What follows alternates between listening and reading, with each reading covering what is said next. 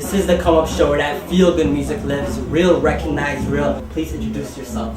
My name is Colin Munroe, or the unsung hero, whichever is more comfortable. This the Come Up Show. Big caution. This is a show that you come up on, yeah. This is a spot that you come up strong, you heard. Seekers Cheto gon' play that song, yeah. It's the worldwide Come Up Show. Your girls are fine, it seems a dime or two in every dozen. I only wanted one, but I'm no one, so I get nothing. But all this nothing I've got is all that's keeping me tough. Maybe this nothing I've got is enough. So I would talk to people and I would ask them, what kind of music do you listen to? And they would say, everything. And you're also a person of everything. Was it always this way though? No, it certainly wasn't always this way. I mean, I didn't pop out of the womb, you know, like listening to everything. I mean, I grew up with, you know, more like bread and butter classics like the Beatles and Joni Mitchell and Bob Dylan and things like that. And then as I, you know, sort of moved out of a more rural country environment into a more urban environment and kind of more sounds and different people, and it just became one of those things where time and history, the age we live in, the digital age being as it is, makes it more and more accessible for, you know, different stuff to cross your path. So, you know, like I call the generation the playlist generation because it's really not necessarily bound by genre barriers and I listen to CDs and I listen to this radio station. People are mixing and matching different, you know, genres and they're listening to kind of everything. I used to hate it when people said that too. I used to hate it because to me it meant all that really means is you just listen to top 40 radio. You know, but I think now when people say everything, it probably means they listen to a little bit of hip hop, a bit of rock, you know, a little bit of some, you know, jazz on the side or something, and some top 40, whatever. People kind of do listen to all sorts of things. Do you think is the hip hop growing? Is the sound of hip hop growing? Is the audience of hip hop growing? Like 5 years ago, 10 years ago, would hip hop artists would have worked? Do you think would work? Well, I mean, 5 years ago they were. I mean, in a sense that those were the talented individuals who saw something in me and said, look, you know, like, you don't dress like us, you don't talk like us, you're not from the same streets as us, but there's something about the talent that you have and your connection to music that we can work with. You would make it this far. All that I don't need,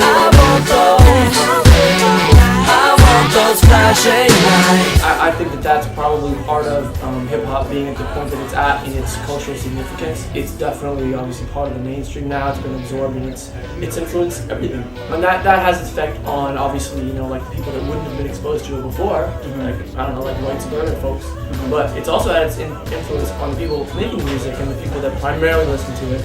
And, you know, they're realizing they're reaching more and more people, wider audiences, and the streets they may have thought the music was destined to live on.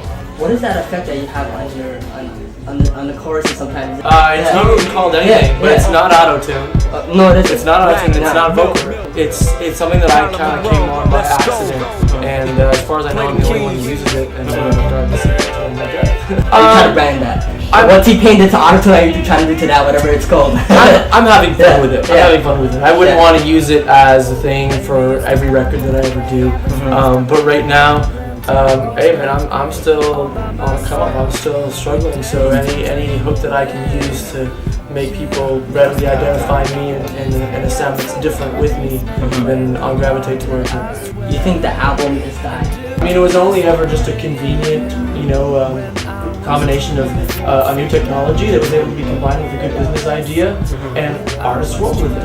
And they found a really amazing way of creating art through the album. It's not like the record god or the music god came from on high and said, "Thou shalt only record albums."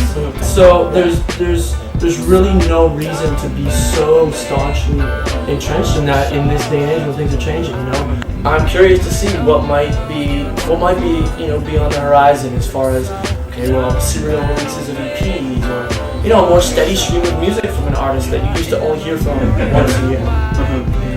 Everything's faster, everything's more disposable, everything's, you know, it's like really quick, so that's just the way everything's gonna go. So you were supposed to come up with something in October? Is that true? Is that still happening? Is that still on schedule? Yep, no, that's still basically just in the the stages of completion, the tweaking process. Okay. I call it. Do you want to tell us a little about it? Or? It's a continuation of where the material, where the story of the identity of the unsung hero really is. Just basically just a reflection of my life, honestly. What does music mean to you? It's my best friend and my worst enemy. It is the greatest comfort and will haunt me till the day I die.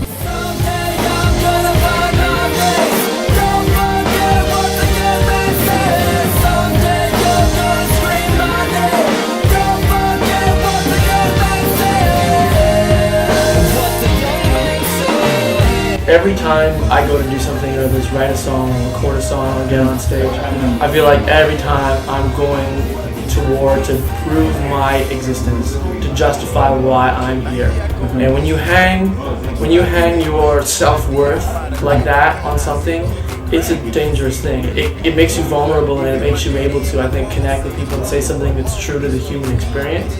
But I mean, when things don't go well, if the song is crappy, if the night doesn't go well, if you don't perform well, you feel the entire weight of feeling like you have not justified your existence.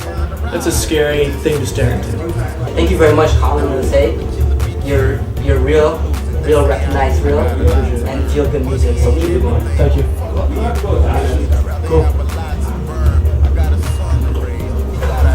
Man, I carry heat, man, cause I got funds to raise, and I'm gonna be somebody someday.